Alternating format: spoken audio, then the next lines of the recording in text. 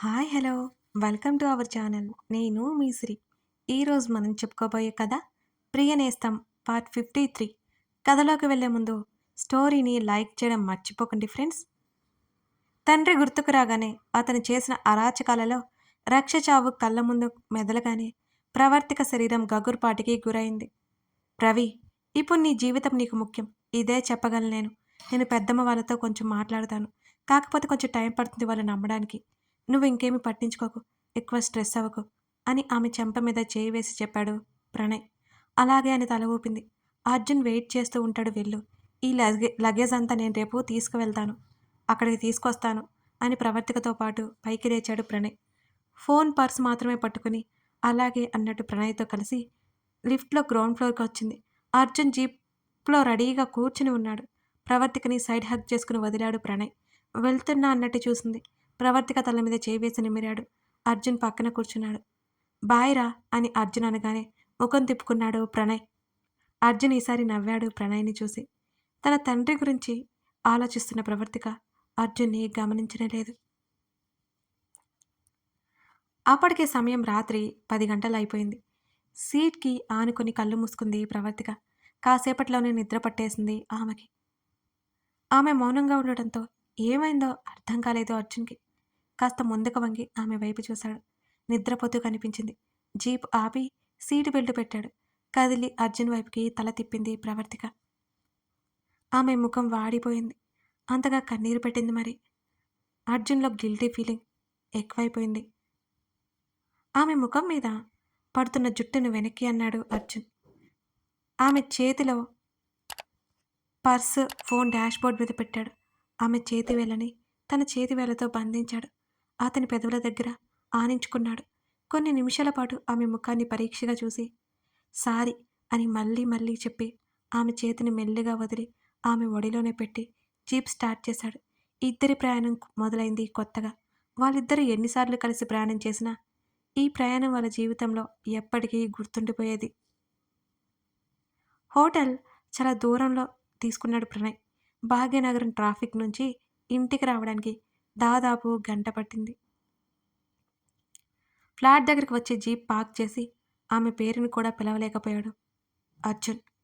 ఆమె దగ్గర చొరవ తీసుకోవాలి అంటే ఆమె పట్ల తప్పు చేసిన ఫీలింగ్‌లో ఉన్నాడు అతను. ఆమె చెంప మీద తట్టాడు. గాఢ నిద్రలో ఉన్న ఆమె ఆ స్పర్శకు లేవలేదు. మరోసారి తట్టాడు ఆమె భుజం మీద. మెల్లిగా కళ్ళు తెరిచి అతన్ని చూసింది. వచ్చేశాం అని అన్నాడు. సరే అన్నట్టు తల ఊపి జీపు దిగింది. అతని వెనుక మౌనంగా నడిచింది. హాల్లోకి వెళ్ళగానే లైట్ ఆన్ చేశాడు. ఇంట్లో ఎవరూ లేరేంటి అని అర్జున్ని అడగాలి అనుకుంది. ఏమైనా చెప్పాలా అని ఆమె వైపు తిరిగాడు. పిన్నిగారు వాళ్ళు అని నసిగింది ఆమె. ఢిల్లీలో ఉన్నారు అన్నాడు. అలాగే అన్నట్టు తల ఊపింది. వెళ్ళి ఫ్రెష్ అవ్వు. సోఫాలో వాలాడు అర్జున్ హాల్లోనే. మౌనంగా వాళ్ళ గదిలోకి వెళ్ళిపోయింది ప్రవర్తిక. విచిత్రంగా ఆమె బట్టలు వస్తువులన్నీ గదిలోనే ఉన్నాయి. చాలా సంతోషంగా అనిపించింది ఆమెకి అవి చూడగానే. స్నానం చేసి వాటిలో ఒక చీర కట్టుకుని బయటకొచ్చింది ఆమె. అర్జున్ ఇంకా రాకపోవడంతో హాల్లోకి వెళ్ళింది. సోఫాలో వెనక్కి వాలి కళ్ళు మూసుకొని కనిపించాడు అతను ఆమెకి. మెల్లిగా ఒక్కొక్క అడుగు వేస్తూ అతని దగ్గరికి వెళ్ళింది ప్రవర్తిక. అతను అప్పటికే ఫ్రెష్ అయినట్టు అతని దగ్గరికి రాగానే సోప్ స్మెల్ గుప్పుమంది. ఆమె శరీరం నుంచి వచ్చే పరిమళం అతన్ని మేలుకొల్పింది. అయినా అలాగే కళ్ళు మూసుకుని ఉండిపోయాడు. మెల్లిగా అడుగులో అడుగు వేసుకుంటూ ఆశాంతం అతన్ని సమీపించింది. కనుబొమ్మలు ఇంకా ముడివేసుకుని ఉన్నాడు. వణుకుతున్న చేతులతో అతని జుట్టులో వేళ్లు పెట్టి నిమరసాగింది. అప్రయత్నంగా అతని కనుబొమ్మల మధ్య దూరం పెరిగిపోయింది. ఆమె విషయంలో గిల్టీ ఫీలింగ్ మాత్రం పోవడం లేదు అతనికి. ఆమెని అత్యంత సంతోషంగా ఉంచడం తప్పితే ఇంకే మార్గం కనబట్టలేదు. ఆమె చేయి పట్టుకున్నాడు అర్జున్. ఉలిక్కిపడి అతని చేతులు వెనక్కి తీసుకోవాలని చూసింది. అతను నిద్రలో ఉన్నాడని అనుకుంది. సడన్గా చెయ్యి పట్టుకోగానే భయపడింది. తర్వాత కాసేపటికి కుదురుకుంది. ఆమె చేతిని పట్టుకుని ముందుకు తీసుకువచ్చుకున్నాడు. బిగుసుకుపోయి నిలబడింది ప్రవర్తిక. కళ్ళు తెరిచి ఆమె వైపు చూశాడతను. తల దించుకుని మౌనంగా ఒకవైపు నిలబడింది ఆమె.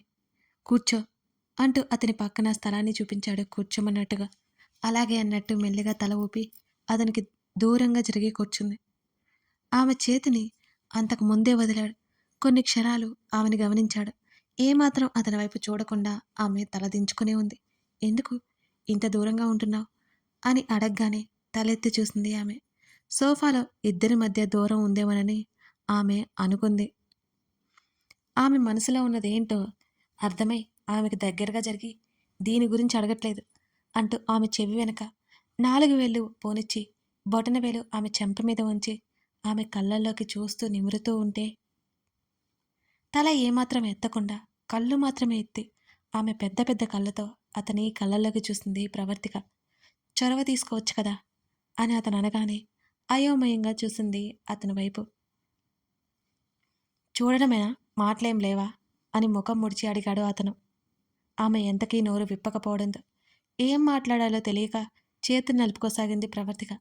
నీ పట్ల నేను చేసిన దానికి నా ముఖం కూడా నీకు చూపించలేకపోతున్నాను అని చప్పున చూపు తిప్పాడు అతను. అతను అలా తగ్గి మాట్లాడడం ఎక్స్పెక్ట్ చేయలేదు ప్రవర్తిక. వెంటనే 2 చేతులతో అతని మణికట్టు దగ్గర పట్టుకుని దయచేసి అప్పుడవేం మాట్లాడొద్దు అని అతన్నే చూస్తూ అడిగింది ఆమె.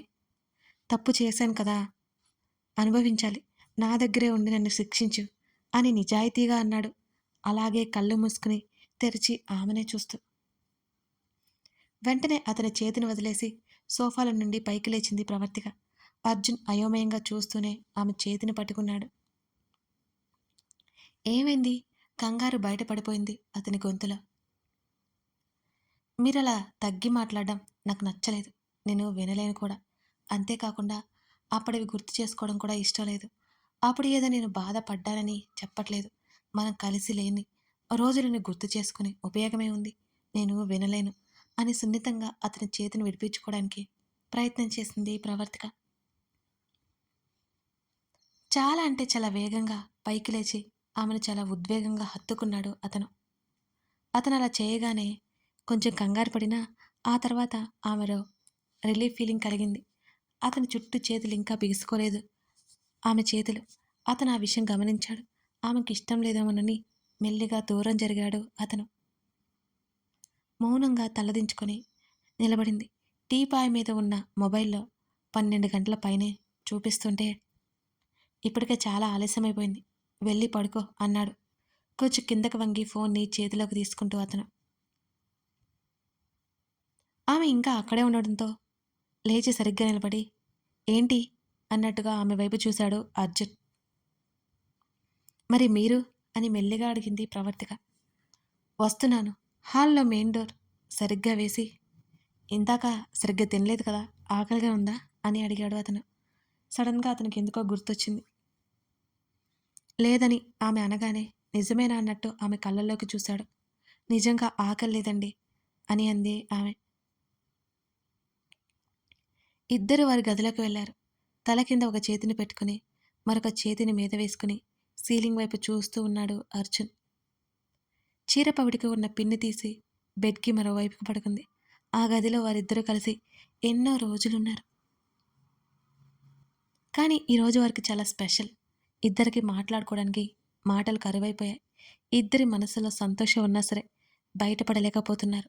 అర్జున్కి ఆపోజిట్ తిరిగి మెడలో ఉన్న పసుపు తాడిని బయటికి తీసింది ప్రవర్తిక. అది చాలా వరకు నానిపోయినట్టు కనిపించింది. వెంటనే అతని చేత మార్పించుకోవాలని, లేకపోతే సాగిపోతుందేమోనని ఆమెకి భయం వేసింది. అలా జరిగితే అతనికి ప్రమాదం అన్న ఆలోచన రాగానే వెంటనే లేచి కూర్చుంది ప్రవర్తిక. దీర్ఘాలోచనలో మునిగిపోయి ఉన్న అర్జున్ ఆమె సడన్గా లేవగానే ఆలోచన నుండి బయటకు వచ్చి ఆమె వైపుకి తల తిప్పాడు. ఏం లేదు అతను అడగక ముందే చెప్పి మళ్ళీ పడుకుంది ప్రవర్తిక. ప్రవర్తికతో మాట్లాడాలని ఉన్నా ఆమె ఏమీ మాట్లాడకపోవడంతో కనీసం ఆమె చేతిని పట్టుకోవాలని ఉన్నా ఆమెకి ఇష్టం ఉందో లేదో అన్న ఉద్దేశంతో మౌనంగా ఉండిపోయాడు అర్జున్. ఎంతసేపటికి ఇద్దరికి నిద్ర పట్టడం లేదు. ఇద్దరిది ఒక్కటే ఆలోచన. అతను ఏం చేస్తున్నాడో చూడాలనిపించింది ప్రవర్తికకి. మెల్లిగా అతని వైపు తిరిగింది కానీ కళ్ళు తెరవలేదు. ఒకవేళ కళ్ళు తెరిచి చూస్తే అతను మేల్కొని ఉంటాడేమో. అలా దొంగచాటుగా చూస్తే ఏమనుకుంటాడో ఏమో. ఎన్నో ఆలోచనల మధ్య నిద్ర లేకుండా మరికొంత సమయం గడిపేసింది ప్రవర్తిక. కాసేపటి తర్వాత ఒక కన్ను తెరిచి చూసింది. అర్జున్ కళ్ళు మూసుకుని కనిపించాడు. మరో కన్ను కూడా తెరిచి చూసింది. అర్జున్ నిద్రలో ఉన్నాడని అర్థమైపోయింది ఆమెకి. నిజంగానే అప్పటికే అతను నిద్రలోకి జారుకున్నాడు. అతన్ని కాసేపు చూసి కొంచెం దగ్గరగా జరిగింది. అతన్ని చూస్తూ నవ్వుకుంటోంది కన్నీళ్లతో. ఆ రోజు జరిగినవన్నీ ఒక్కొక్కటిగా గుర్తు చేసుకోసాగింది ఆమె. సడన్గా రాగిని స్ట్రక్ అయింది ప్రవర్తికకి. అసలు ఆ విషయం మర్చిపోయాని. ఏం జరిగిందో అడగాల్సింది. ఆయన నింద నుంచి త్వరగా బయటపడితే బావుండు అని మనసులోనే అనుకుని తర్వాత రోజు అతన్ని విషయం ఏంటో అడగాలని నిర్ణయించుకుంది ప్రవర్తిక. అర్జున్ మీద ఉన్న అతని చేతి మీద చేయి వేసింది ఆమె. అతన్నే చూస్తూ, చొరవ తీసుకోవాలా? మీరే తీసుకోవచ్చు గదా! మీ ప్రేమ కోసం ఎంతగా ఎదురుచూశాను తెలుసా? నేనేమీ పరాయిదాన్ని కాదే! మీ భార్యనే కదా! అలాంటప్పుడు ఇంకా దూరం పెడతారెందుకు? మీరు మాట్లాడితే వినాలని ఉంది. మీరు ఏం తప్పు చేయలేదని మీకు ఎలా చెప్పాలి? అలా చేయబట్టే కదా నేను మీ జీవితంలోకొచ్చాను. అర్థం చేసుకోకుండా మళ్ళీ మళ్ళీ అవే మాట్లాడతారు. ఎందుకు? మీ విషయంలో నాకు కోపమే రాదు తెలుసా? మీ దగ్గర ఆత్మాభిమానం లాంటివేమీ ఉండవు. ఎందుకో తెలీదు. మీరు కోప్పడితే నాకిష్టం. మీరు హక్కుగా భావిస్తే నాకిష్టం. చొరవ తీసుకోమన్నారు కదా! తీసుకుంటాను. మీ మనసులో ఉన్న అపరాధ భావం తొలగిస్తాను. పూర్తి ప్రేమను పొందుతాను. నా మీద జాలి పడుతున్నారేమో అని కొంచెం అనుమానంగా ఉండేది. మీ కౌగిలిలో సేదతీరిన తర్వాత ఆ అనుమానం కూడా ముక్కలైపోయింది అని అనుకుంటూ ఎప్పటికో మెల్లిగా నిద్రలోకి జారుకుంది ప్రవర్తిక.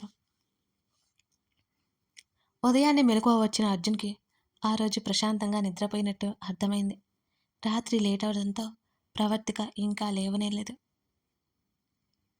అర్జున్ మెడవంపులో ముఖం దాచుకొని అతని ఛాతీ మీద ఒక చేతిని వేసి మరొక చేతిని మడిచి పడుకుంది ప్రవర్తిక. ఆమె వైపు కొన్ని క్షణాలు చూస్తూ ఉండిపోయాడు. అప్రయత్నంగా ఆమె చెంప మీద చేయి వేశాడు అతను. ప్రవర్తికని దగ్గరికి తీసుకుని ఆమెని తీసుకువచ్చిన మొదట్లో వాళ్ళ ఫస్ట్ నైట్ రోజు ఆమె నిద్రపోకుండా మేల్కొనడం, చెడామడా తిట్టడం, అతన్ని చూస్తే భయపడి పారిపోవడం అన్నీ గుర్తుకు రాగానే అతనికి నవ్వొచ్చింది. ఆ తర్వాత ఆమెను కష్టపెట్టినందుకు బాధ కూడా కలిగింది. నీకు ఎన్నిసార్లు క్షమాపణలు చెప్పినా ఈ బాధ తీరట్లేదు అని ఆమె నడుమ చుట్టూ చేతిని వేసి దగ్గరికి లాక్కున్నాడు అర్జున్.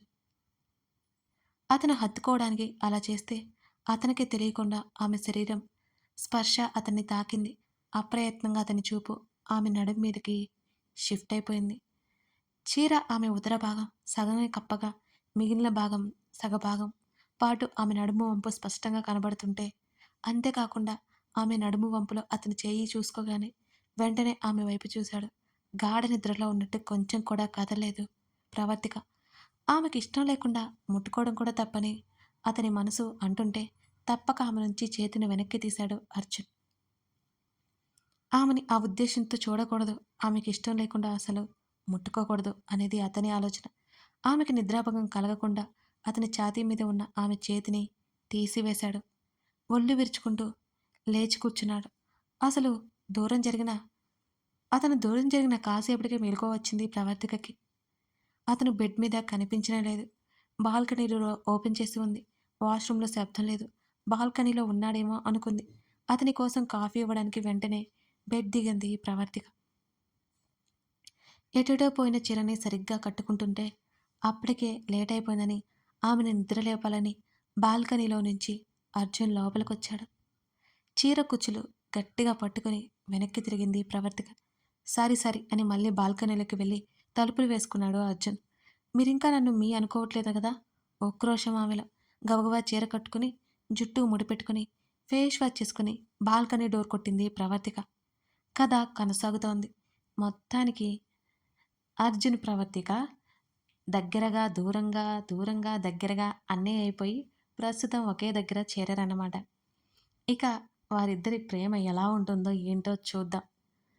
అలాగే కాకుండా కథలో మిగతా పాత్రల గురించి కూడా ఎందుకు ఇలా జరుగుతుందో తెలుసుకుందాం. కథ నచ్చితే లైక్ చేసి కామెంట్ చేయడం మర్చిపోకండి.